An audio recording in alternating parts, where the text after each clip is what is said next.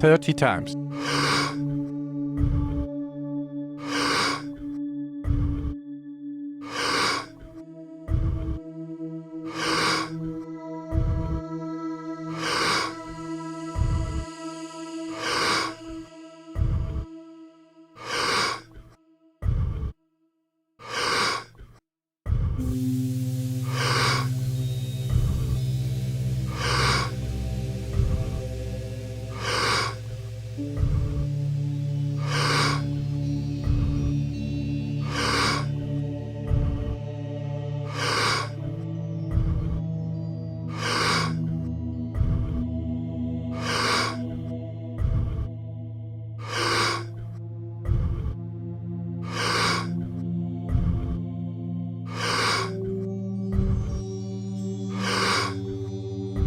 Ten times more.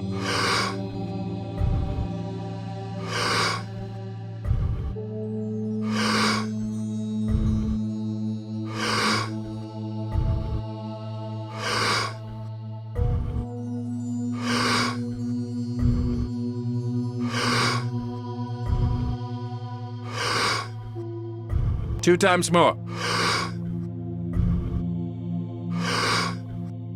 Letting go and stop.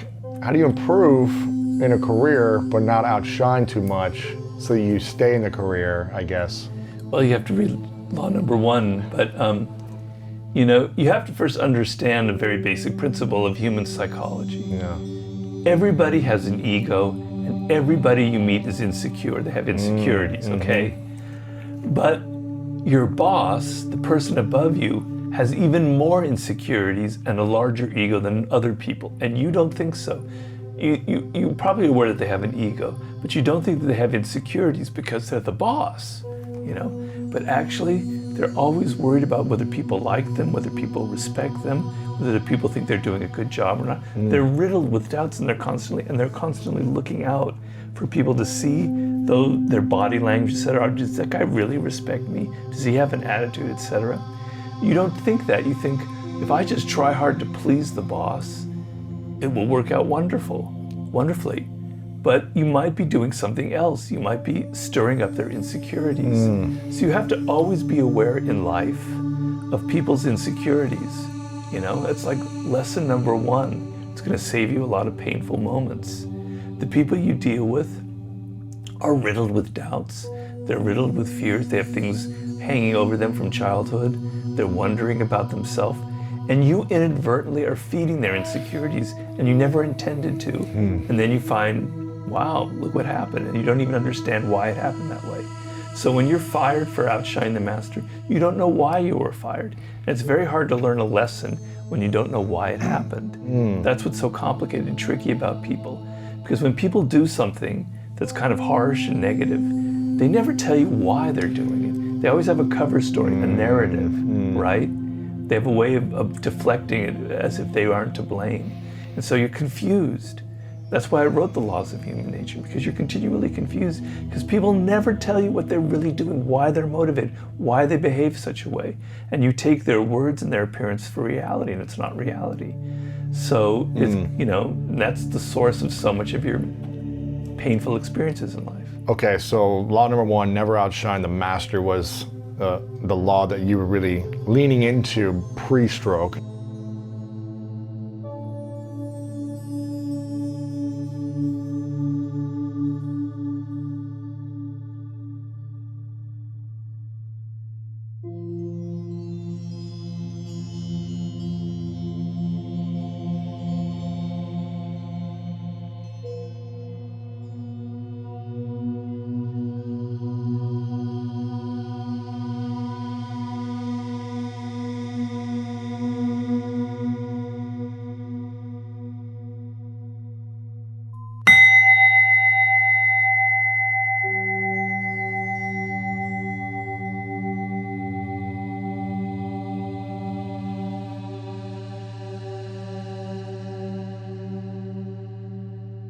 "30 times.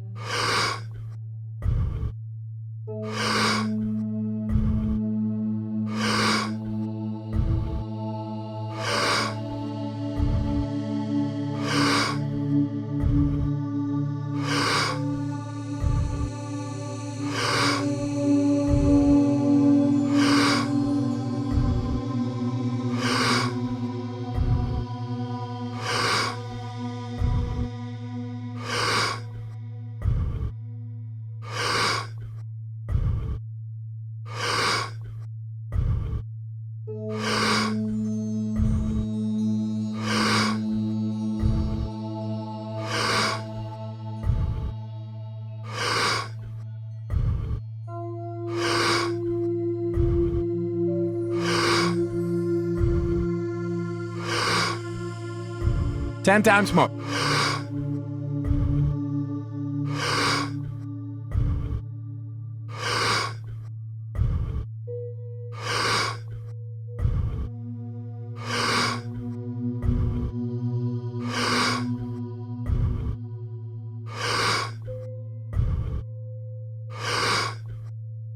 Two times more.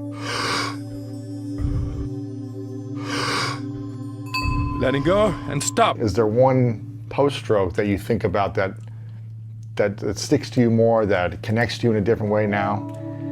Yeah, I would say assume formlessness, which is law number 48. So that's why I said the symmetry. Ooh, look at you. I like this. And that's all about kind of being fluid and adapting to circumstances and never having like a concrete form. It's a very military law. Comes from Sun Tzu, and like the perfect army doesn't have a form. You can't figure out where they are, what their strategy is. Their strategy has no form. Or the great swordsman Miyamoto Musashi, who said that, nobody ever knew what my strategy would be. I was completely formless. So it's a way of being very fluid in life and very open, and never doing the same thing twice, and adapting what you do to the circumstances around you.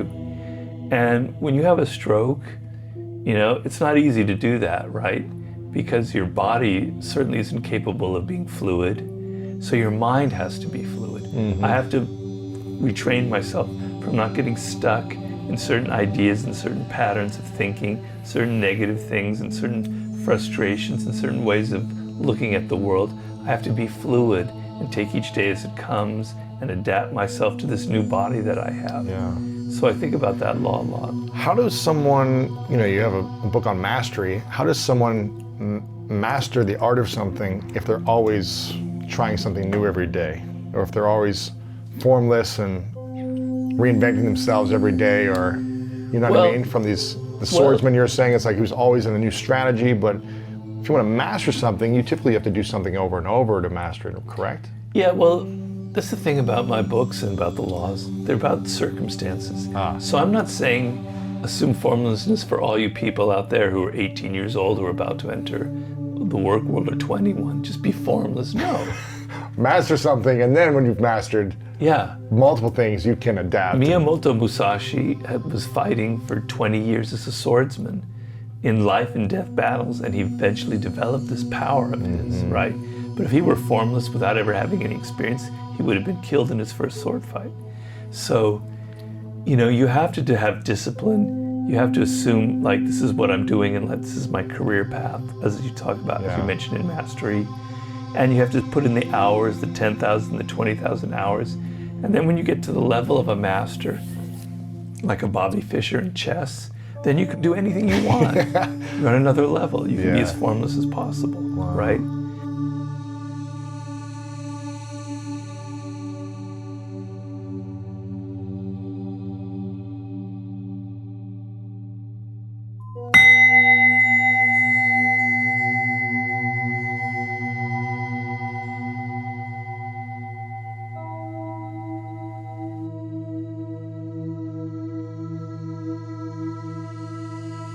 Thirty times.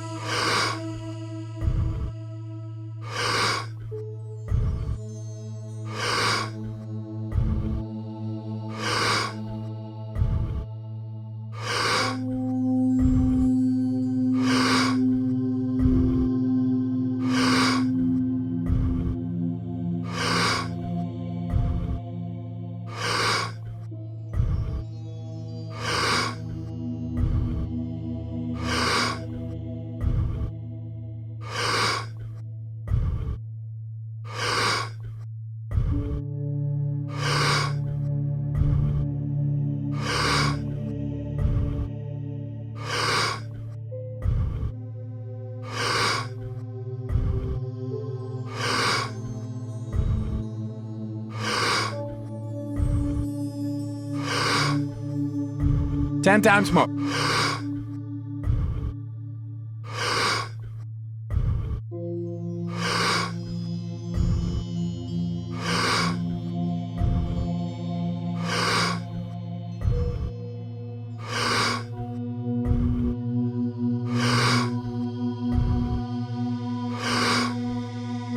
2 times more.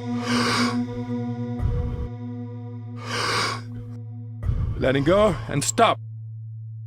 So, yeah, you're right. I'm not advocating that for just anybody out there. But for me in my situation, Yeah. after I've had, the success, and it's also for people who've suffered a major blow like that, like an illness or something, where your habits of thinking can get very set and very rigid, where every day you wake up and go, wow, why do I have to be like this? Why couldn't it happen this differently? As opposed to being open to what life brings me every single day and not developing a kind of a defensive, rigid attitude.